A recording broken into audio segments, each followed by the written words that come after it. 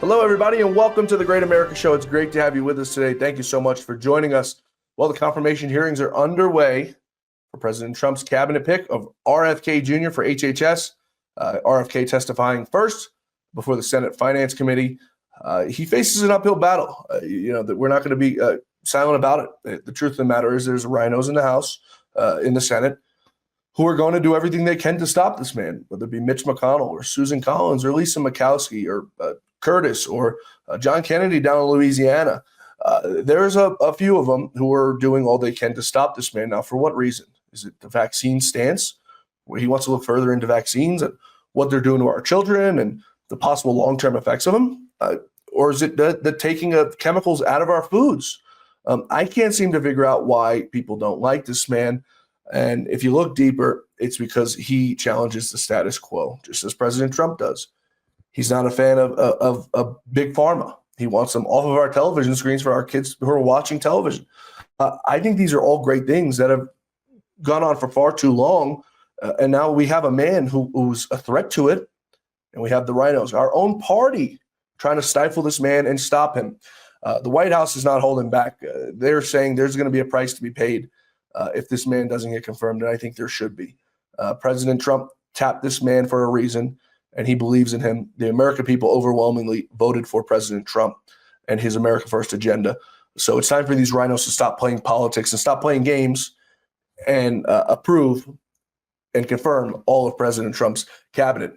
Turning now to some news, Jim Acosta, we told you yesterday, may be leaving CNN. It's now confirmed that the liar, a man who is filled with deceit and hate and has a severe case of Trump derangement syndrome, announcing yesterday on his show that it would be his last show. Take a listen. It is never a good time to bow down to a tyrant. I've always believed it's the job of the press to hold power to account. I've always tried to do that here at CNN, and I plan on doing all of that in the future. One final message. Don't give in to the lies. Don't give in to the fear. Hold on to the truth and to hope. Even if you have to get out your phone, record that message. I will not give in to the lies. I will not give in to the fear. Post it on your social media so people can hear from you too. I'll have more to say about my plans in the coming days, but until then, I want to thank all of you for tuning in. It has been an honor to be welcomed into your home for all these years. That's the news. Reporting from Washington, I'm Jim Acosta. I don't think anyone cares to ever hear from Jim Acosta again, but after putting out that video on his last show, Acosta came out and said he's going to be now moving to independent journalism. He had no viewership on CNN. I'm not entirely sure who's going to pay out of their pocket to tune into Jim Acosta. The man has been a Trump hater, an America First hater, a hater of America from the inception. I'm not entirely sure what's up his neck or what's wrong with the man, but he's severely defective. And we thank the people who watch CNN who have tuned out, who don't want to listen to that nonsense. People are tuning out of the mainstream media as a whole. It's the reason this podcast does so well. It's the reason many other podcasts do so well. We're able to bring you the news whenever you want to watch it, whenever you want to listen to us, at your own leisure, at your own time. We give you the facts and we let you make your own opinion. We don't come in here and berate you with nonsense and tell you this is how you have to think. Groupthink is how you have to think. That's what CNN, MSNBC, and Fox News all do to you. So as I said, this is why independent journalism is doing so well among people on the right. On the left, you can't go further left than MSNBC. So I don't see Jim Acosta doing too well. New polling out from our friends at Rasmussen surveyed just about 1,300 voters this week, actually, asked a very simple and straightforward question. Who do you trust more? Choices were Donald Trump or the news media. A plurality of 44% chose Donald Trump, only 41% choosing the news media. And there's a reason for it. These people have lied to us all along the way. They told us January 6ers were insurrectionists and terrorists, domestic terrorists, debanking them, deplatforming them. President Trump faced 700 years in jail for simply challenging an election. We're supposed to continue to believe these people, the deceit, the lies. You guys out there, the American people, are all way too smart to fall for it. And it's the reason why CNN is in the tank, laying off people, laying off top talent at their network. It's the reason they're all in the tubes. the American people have woken up. We're not woke. We've awakened to this nonsense. And as I said, independent journalism is the new way forward. Turning now to some illegal immigration news, illegal aliens, I think is the right way to say it now. Just about 8,000 have been deported in President Trump's first 9 days in office. I think that's more than what Joe Biden has done is in his entire term. President Trump apparently wants 1,000 a day to be deported. So just behind on pace on that, but nonetheless, he's doing a hell of a job. DHS Chief Kristi Noem confirmed just a few days ago, has said that she's going to cancel the Democrats' last-minute amnesty extension to 600,000 economic migrants, is what they call them, from Venezuela. These are people who are brought in here on work visas, allowed to stay. The Biden administration and Secretary Mayorkas tried to extend them an olive branch before leaving office, thinking we wouldn't all find out. But Kristi Noem on the job. We got to give a special shout out to our friend on the show, Tom Homan. He's perhaps the hardest working man, not in Washington, but in the administration, second to President Trump, of course, out on the streets of these raids. He told us what was going to happen, and it's being done now, from Chicago to now New York. The Tren de Agua gang members all being wrapped up and brought back to their countries, just as they should. If you're illegally, you're committing crimes, you're out of here. Our show today is going to be on the economy. We want to figure out what's going on. Is the market safe? What's happening with inflation? Are gas prices going to go down anytime soon? Grocery prices, the eggs? What's happening with Jerome Powell over at the Fed? To take all this up and much more, our guest today is John Lonski. He's the founder and CEO of the Lonski Group. John, it's great to have you back with us here on the Great America Show. I'll start with something that kind of rocked the stock market this week, sending tech stocks into a $1 trillion sell-off, recovering since. But the fact that traders can be so dumb and naive to news that China is beating us on the in the AI race with the company DeepSeek. Your thoughts first, as for China's allegations that they're beating us in the AI markets, and then next, I want to get your reaction to investors just absolutely caving to China. Yeah, it's something when you stop and think that DeepSeek could be such a shock, not only to investors, but apparently also to the artificial intelligence industry in the United States. Didn't they see something like this coming?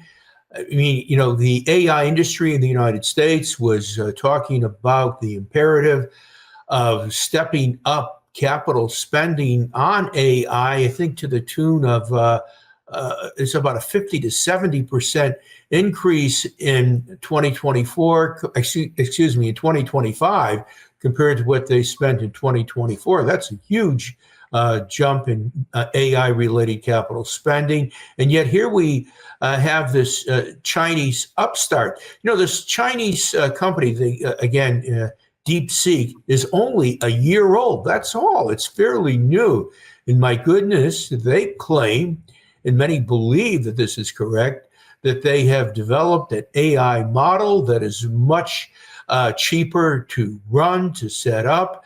And moreover, this AI model of DeepSeek is supposedly outperforms existing AI models offered by U.S. companies.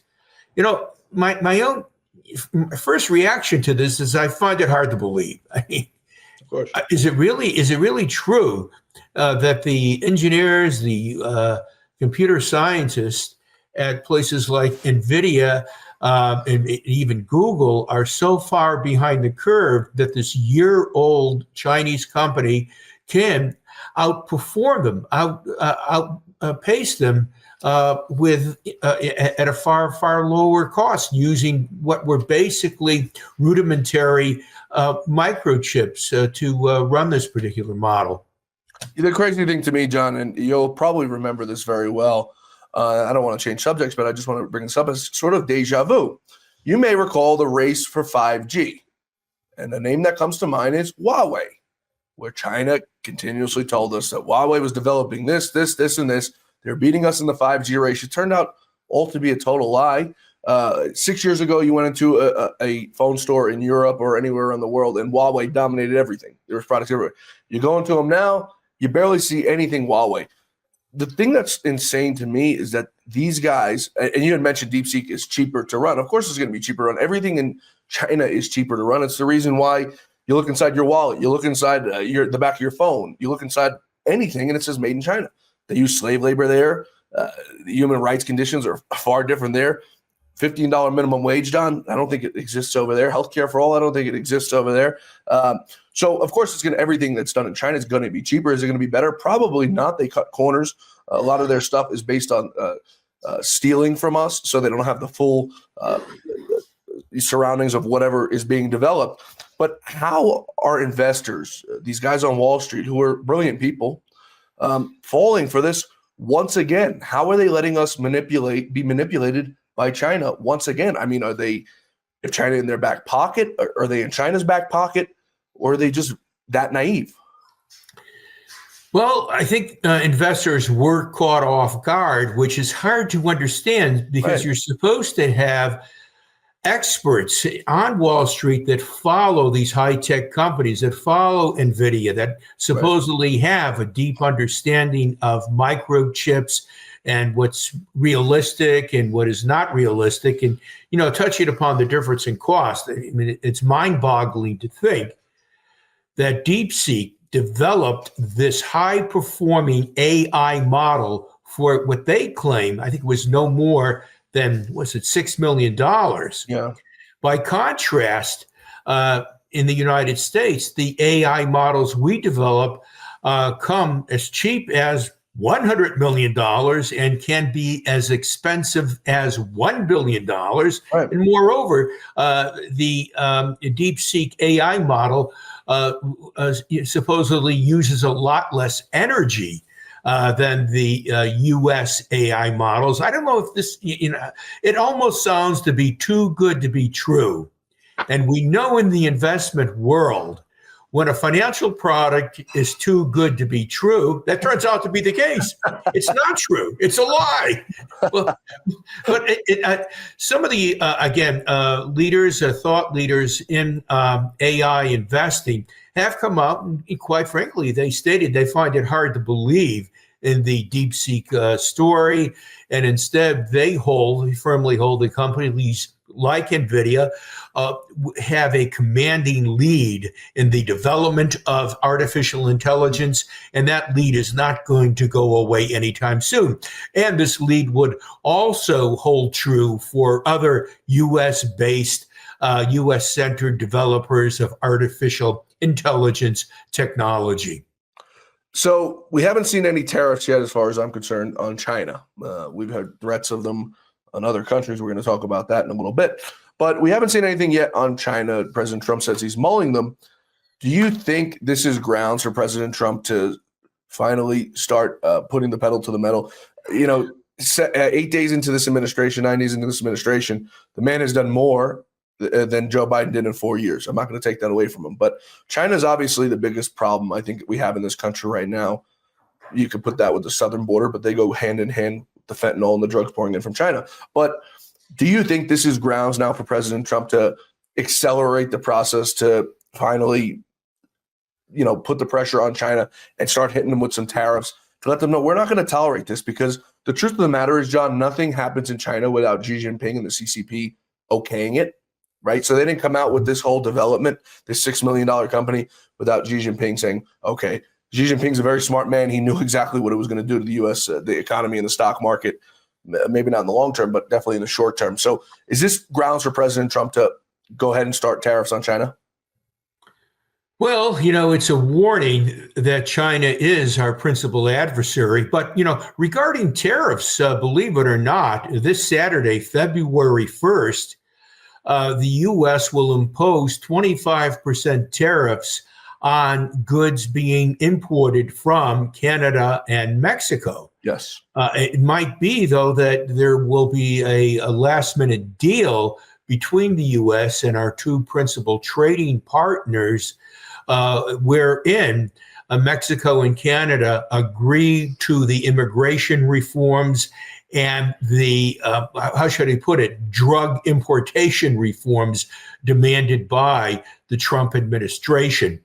And perhaps, maybe we'll get lucky and Trump will get Mexico to agree to re-gift fentanyl to the Chinese people somehow. I don't know if we'll be that lucky. So Saturday's, how this plays out, this initial imposition of tariffs on Canada and Mexico will perhaps offer some insight as to how Trump's tariff policy will play out. Yeah, I think, you can make, now remember the additional, the tariffs to be placed on imports from China are 10% on top of existing tariffs. I would think that this would make China, perhaps pay closer attention to the demands of the Trump administration. It should. Chinese economy is not doing well. Yeah. It's struggling. And quite frankly, it borders on idiotic to think that the Chinese leadership, the Chinese Communist Party, seeks alliances with countries like Russia and Iran at the expense of having stronger ties with their principal trading partners, such as the United States and Europe. It makes absolutely no sense. It's like the leadership in China is doing everything they can possibly do to make life more miserable for their own population. And it's also idiotic. I agree with you 100% on all of what you just said, but it's also idiotic that the American people, our investors, our people on Wall Street, our hedge fund managers are still so swayed by China. It perplexes me. Back to the tariffs, February 1st happened to be coming on a Saturday. So brilliant and Trump-esque to make sure they roll out on a Saturday so that the markets, if they don't like it, they have a day or so to, relax and wake up on Monday morning to some news.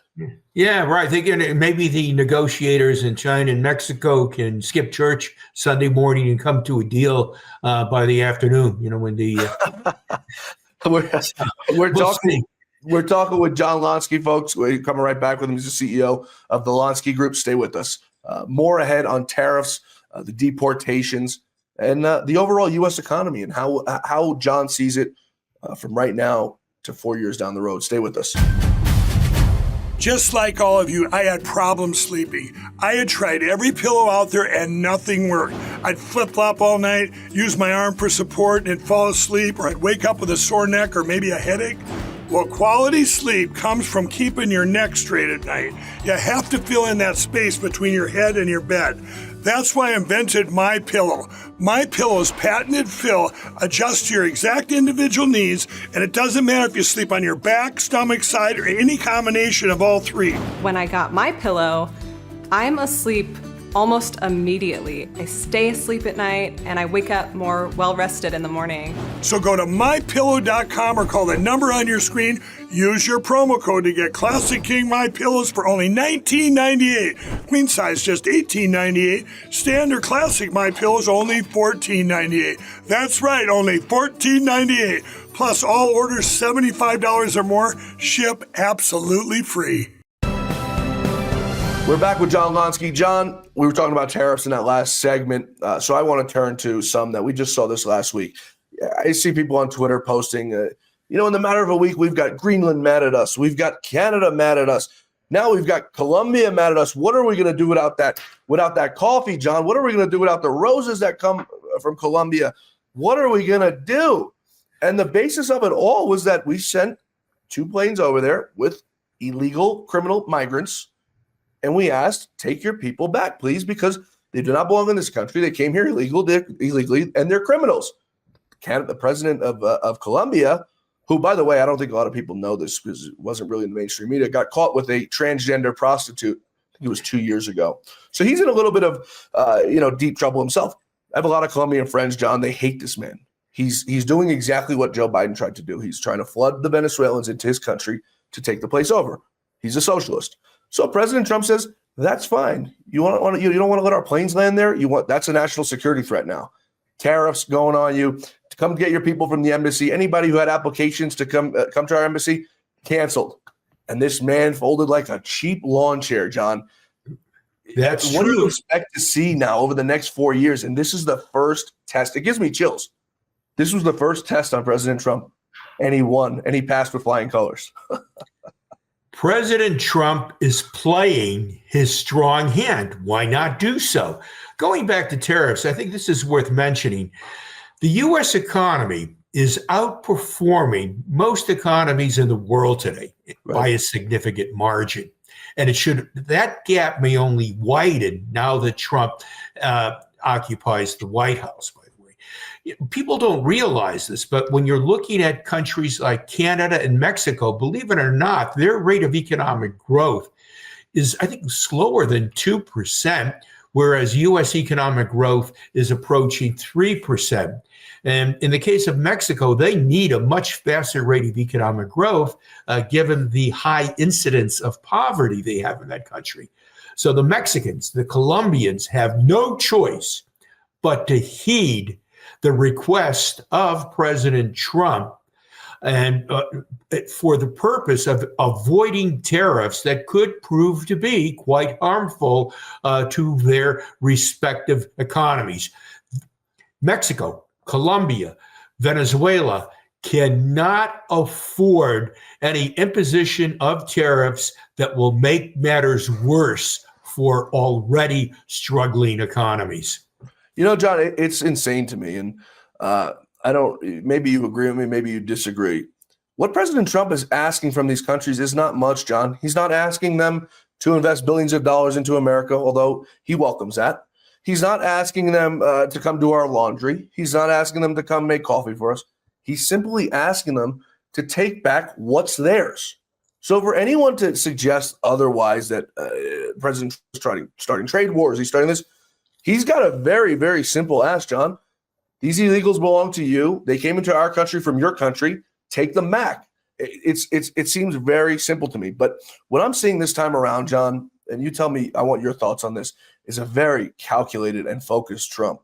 I mean, it seems he's laser focused on what he wants to do. His team, Stephen Miller, calls most of the shots over there in the White House, doing an absolutely terrific job. They're laser focused, no shenanigans, no nonsense, no drama, nothing. It seems this time around, this is going to be a way different administration, and I think they're going to be able to move the world. What's your thoughts so far, 9 days in? Well, first of all, I think the overwhelming majority of Americans applaud the deportation of criminal illegal aliens. Right. I mean, who is the legacy media trying to kid? I mean, and this is, again, the stance that the legacy media is taking on this issue makes me think that they're going to lose even more viewers and more readers. Nobody's going to be paying much attention to them any longer. And that would even extend beyond regular news media. It might also apply to things like sports and entertainment. Americans could care less. There's no getting away from that. Yeah, Trump is making it clear that he's going to follow through on what he campaigned on. And the reason why he won the presidency is because the American voters, by and large, agree with the changes Trump wants to make. And in the case of the deportation of criminal illegal aliens, that was a very, that issue had a lot of support among Americans prior to the election, and helps to explain why Trump won. Americans want an end to what was something worse than incompetence on the part of the Biden administration. And, you know, he had mentioned the deportations, which, John, in every poll I've seen, outside the margin of error by the tens, Americans, like you said, support the deportations of these people. In his first week in office, they've deported already 7,300 illegals. Kristi Noem, his DHS chief, has canceled Mayorkas's amnesty award to 600,000 Venezuelan migrants. The ball is rolling here, John. And I mean, I think there's no rolling back. Now, the New York Times had a piece out last week, and I mean, it was titled absolutely brilliantly, how labeling cartels terrorists could hurt the U.S. economy. Isolating U.S. companies from cartel activities could be almost impossible, given that the criminal groups operate in sectors like agriculture, tourism, leaving some American businesses vulnerable to sanctions. Now, we know, John, that the mainstream media is not on the side of the American people. We know Jim Acosta leaving CNN, I think, is, by the way, a great service to this country. But for the mainstream media now to be defending what they know is inherently wrong, criminal, is absolutely mind-blowing to me. Siding with the drug cartels, John, is that something you thought you'd ever see in this country from probably like the most popular news outlet in America, the New York Times? That's absolutely insane. It's an insult to the American people. And my goodness, that's akin to having U.S. based companies cooperate with the mafia in the United States to improve market share. Right. It makes no sense. And it's time for these CEOs to go ahead and wake up and realize what's damaging this country. It can't be tolerated any longer. They have to wake up and smell the coffee, you might say. Yeah, I think you're absolutely right. Another issue we're having, we discussed it briefly, is Canada. Canada is now threatening a U.S. alcohol ban if Trump imposes any tariffs. What are their people going to do, John? Do they realize where like the world beer comes from in the world? It's not from Canada. Right. Not everyone drinks Labatt. Right. They're getting tired of the Molsons and Labatt. They want more Budweiser, Miller, or whatever. I mean, perhaps Bud has been dumping Bud Light in Canada for all we know. It's keeping the company afloat. And of course, the Canadians are risking a repeat of those hockey riots they had not too long ago if the Canadians are denied American beer. I don't know if it's that great of big of an issue in Canada, if it really matters all that much to the U.S. economy. But more has to be done in terms of immigration reform. There's no question about that. And more has to be done in terms of energy policy. We want to help assure that we have an adequate supply of relatively inexpensive energy coming into the United States, and perhaps in some cases, natural gas being shipped to Canada if they're importers of U.S. natural gas. We have the issues with perhaps pipelines that might run from Alaska to the continental United States. But I think all of these matters are going to be settled quickly enough. As I said, the Canadian economy is not performing well. Pierre Trudeau, he's going to be gone. So I think there is room for improved relations between the U.S. and Canada. Who knows if we go far enough, we might have something akin to a more flexible trade policy, reduction of all tariffs between the two countries. But a lot of negotiations have to take place first. Well, we're now learning that Justin Trudeau in Canada is planning a, quote, pandemic-style bailout program to protect his industries in the event that President Donald Trump does impose those sanctions come this Saturday. There's one problem with that. With Trudeau announcing his resignation and their parliamentary procedure over there, he's sort of frozen up and paralyzed Parliament through at least the end of March. So Canada is going to get hit hard by this, and it doesn't make the Americans bad people. It doesn't make Donald Trump bad people. They did this to themselves with what they've done to us, the costs that they've tried to make on our backs. It's unbelievable, and we're finally getting justice because President Trump is back in office. Yeah, the imposition of tariffs are going to hurt certain Canadian industries. I'm not so sure that the macroeconomic impact will be all that great. That remains to be seen. We know in the case of the United States, for instance, we had the tariffs that were imposed in 2019, but as it turns out, the rate of inflation did not move higher in the United States. And in fact, in 2019, despite the imposition of tariffs by the U.S. government, by the Trump administration, the Federal Reserve went ahead and they cut interest rates anyways as inflationary pressures subsided. So let's not get too far ahead of ourselves with how destructive tariffs might be to the U.S. economy and perhaps the overall Canadian economy. But again, every thing that is damaging to Canada right now hurts because that economy is underperforming. And thus, I think they're going to heed the requests, the demands of Trump quickly enough so that this 25% tariff doesn't prove to be long lasting.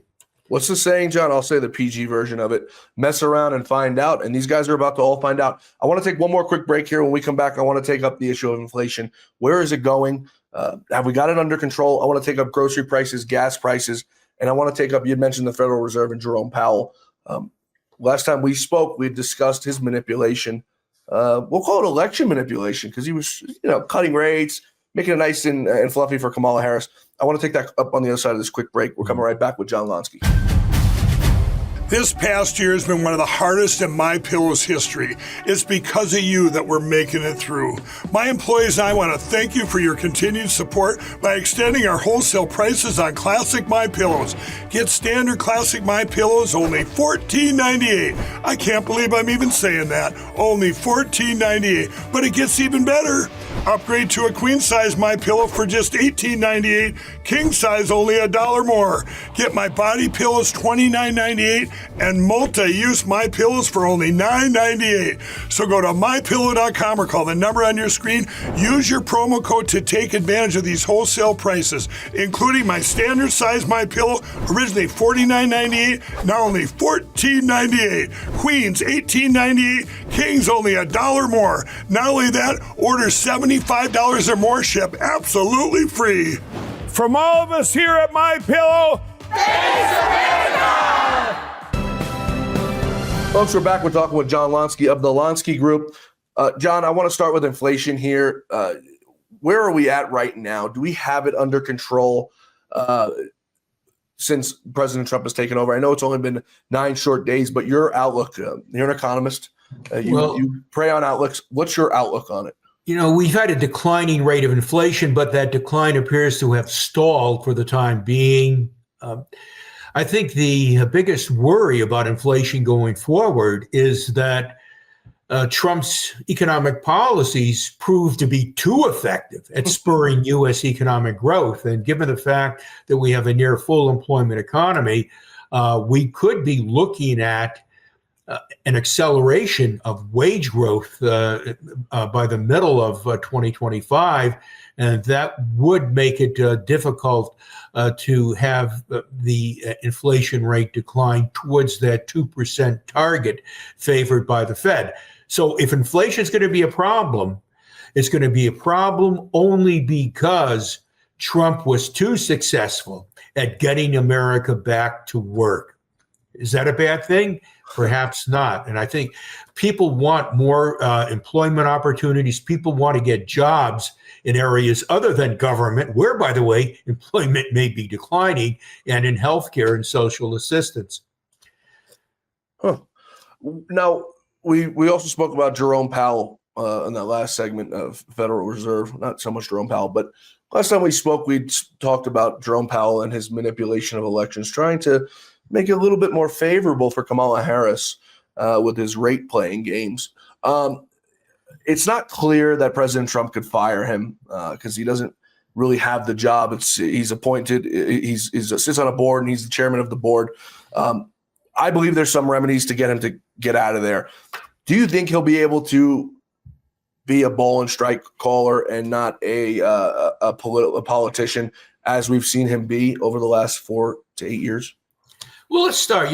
For right now, this point in time, I think the legacy media and mainstream economists are getting too carried away with the inflationary threat posed by tariffs. Okay, that keeps popping up. And as I said, in 2019, it turns out that tariffs did not increase inflation. Right. I think the problem with inflation is basically having the U.S. government spend nearly $2 trillion more than what it takes in terms of taxes. Something has to be done about that huge budget deficit. We have to slow down at least the growth of federal spending, if not stall it.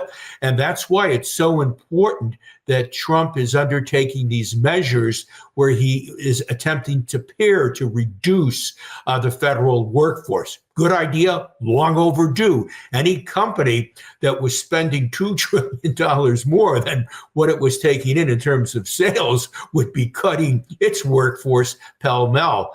As far as Jerome Powell is concerned, he's got to he'll have no choice but to try to be more politically neutral. But let's face it, you're talking about that 50 basis point cut back on September 18th. Right. One cannot help but think that the depth of that rate cut was sort of like a Hail Mary pass, trying to help Kamala Harris's chances to be elected president. And of course, that was a Hail Mary pass that was intercepted by somebody from the Trump team.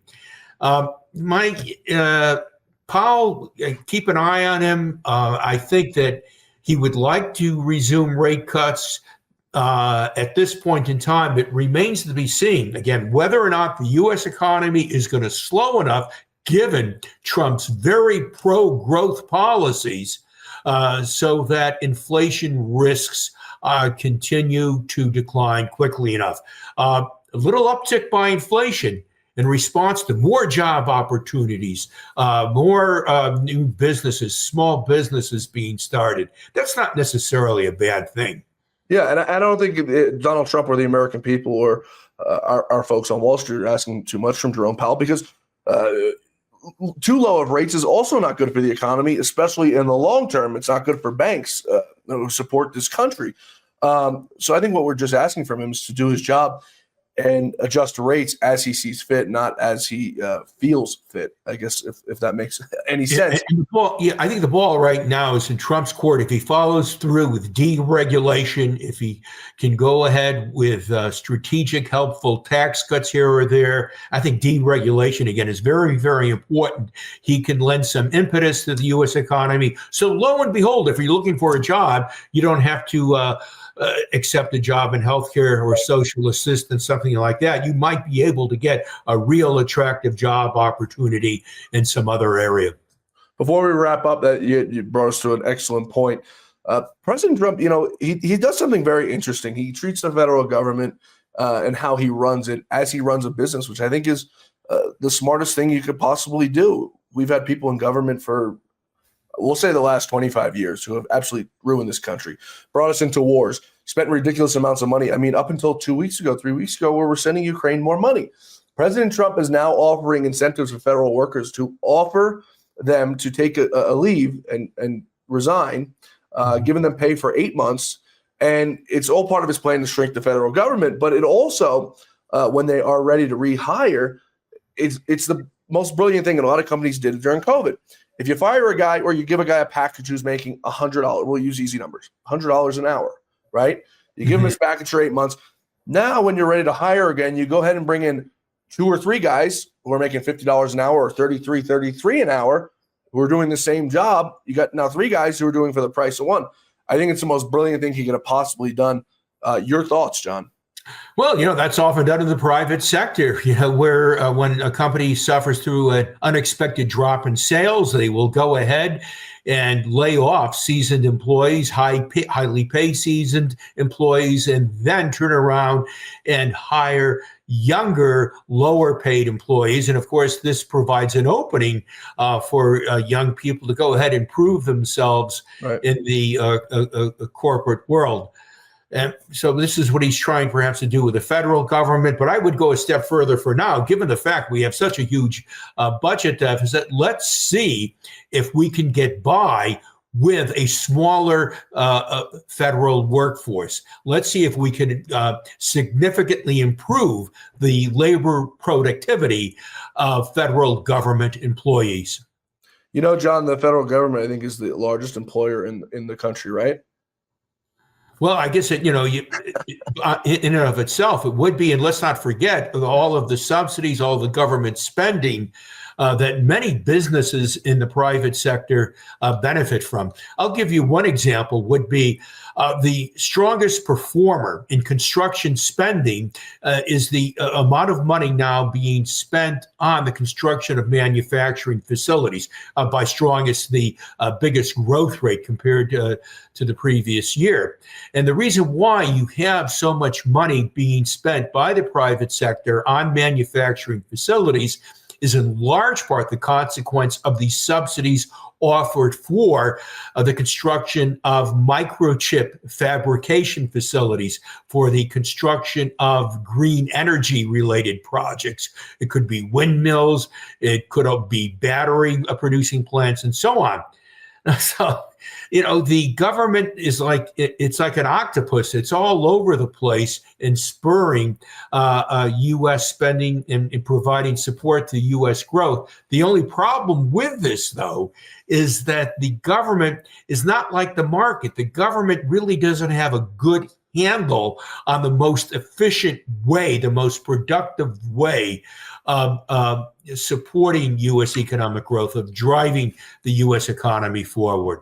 Right. Yeah. But with Donald Trump there, like I said, we see it from a different perspective. I want to wrap up with President Trump addressed some CEOs over in Davos. I don't even know why these guys still go over there. I mean, it's so ridiculous. When you look and you see guys like Paul Ryan over there, it makes you wonder why Jamie Dimon and Brian Moynihan of Bank of America are over there. But President Trump was on a video conference and sent a message to these folks because we learned in 2020 that they were Bank of America and JP Morgan Chase were censoring conservatives, taking away their bank accounts. They did to General Michael Flynn. President Trump getting right on that stage and telling them, open your banks to conservatives. Enough of this nonsense. Let's get back to the American values. Do you think these private corporations will start to adhere? The Walmarts of the world, the JP Morgans, the Bank of Americas, the Amazons of the world will start to adhere to getting out of the game of politics and hiring people, regardless if they're Republican, regardless if they're conservative or Democrat or whatever it may be. Yeah, that's great. Not a bad idea to hire the best qualified person for any opening you might have in a company. Right. If you want to go ahead and maximize shareholder wealth. Where are the shareholders? Why weren't they complaining about this type of behavior? And I want to add something else. When a corporation or business practices censorship in any way, that has the way of sort of like finding itself coming down into how companies perform in corporate related tasks. People will be less afraid to speak up on more mundane matters involving how to improve operations if they're fearful that their employer might discover that they are a conservative. Once you start creating a climate of fear as far as free expression is concerned, it has ramifications that often go well beyond just politics and can actually adversely affect the operation of a company. You'll end up with a company just full of yes men. And believe me, that's a very dangerous situation for a company to be in. That could be very harmful to their near-term and long-term prospects. John, before you wrap up, you brought up such a good point about the hiring of people for their merit and who they are. A question that perplexes me every single day, and it's a very simple one, yet so hard. I don't want to know if there's aliens out there. I don't really want to know or care to know if we really put a man on the moon or any of these crazy things that people want to know. I want to know one simple thing. Why do we still ask people on a job application, on a college application, what their ethnicity is? And why are we asking them on job applications if they're gay, straight, bisexual? What does that have to do with anything? Why are we asking people this? Yeah, it sounds discriminatory, right? If anything. And if I'm a person of color and they're asking me whether it's sort of like they're telling me that maybe I need some special consideration. Right. That what it comes down to is I just am maybe not as bright as, say, a white guy is, which is it's an insult.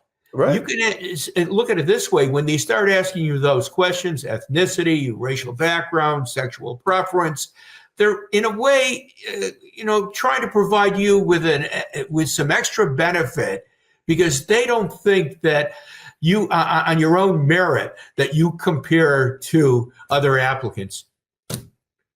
I think you're absolutely right. It's so simple. One of the first things that the great Lou Dobbs told me, John, when he hired me, after he hired me, we started discussing what I wanted to do with my career, and I told him I wanted to go to television, and he said, I want to tell you something, John. You're brilliant. You're going to do great in it, but you're going to have a very hard time. And I said, why? He goes, you're a straight white male. He goes, affirmative action is going to kill you your whole rest of your career. And he wasn't lying. I mean, I've had uphill battles, John, the entire way, whether it be at Fox News or through this. Why is he on TV? Why is Lou Dobbs putting John Fawcett on TV? And at the end of it, I said, Lou, I don't even care about going on TV. I don't even want to hear it anymore. But that's what this world's come to, John. If you're a straight white male, you're the minority. That's what it's come to. Yeah, I guess that's what they want. But, as I can't help but say, but they are telling other people that they have an inherent disadvantage. Right. And that is a horrible thing to tell to a young person, believe me, because that's going to make them feel inferior. And if you feel inferior, you are not going to be able to perform to your full potential. There's no escaping that. Yeah, I don't see color, and I don't think you do, and I don't think the majority of Americans see color as anything other than a skin tone. Doesn't differentiate us, John. We're all the same on the inside, and I hope these colleges and these private sector jobs and these government jobs wake up and realize and get this crap out of here and let America be America. John Lonski of the Lonski Group, thanks so much for joining us today. You're a great American. You, John. Thanks, everybody, for being with us today. Please be sure to join us back here tomorrow for the Great America Show, where our quest for truth, justice, and the American way continues. See you back here tomorrow, same time, same place. Until then, may God bless you, may God bless America, and may God bless the great Lou Dobbs.